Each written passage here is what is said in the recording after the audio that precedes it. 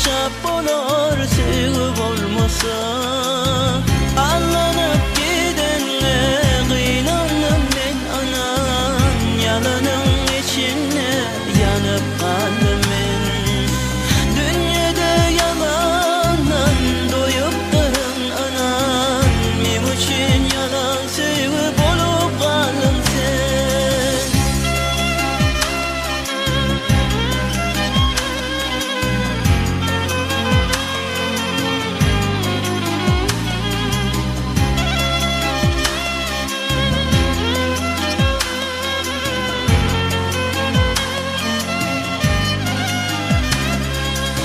Sevip hoş eder benim aklımı, gözecer geceler senin şeklini. Kimlere aldanıp menen gittin mi?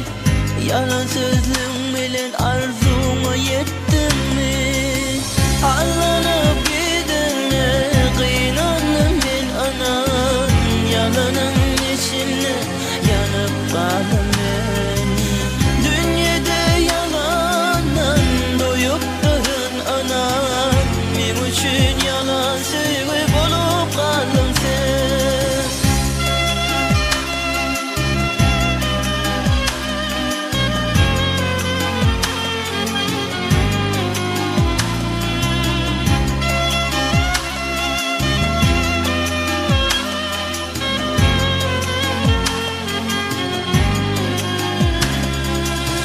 Kalbim küsep seni, yüreğim ağlar.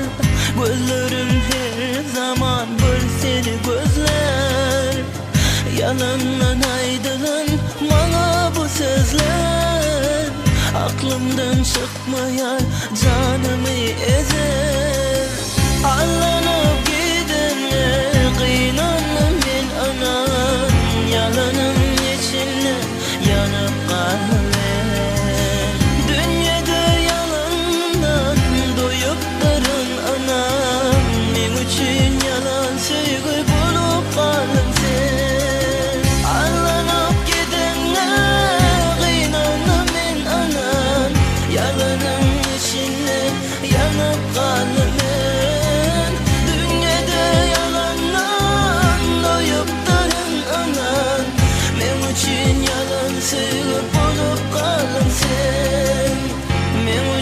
Yalan sevip olup kaldın sen.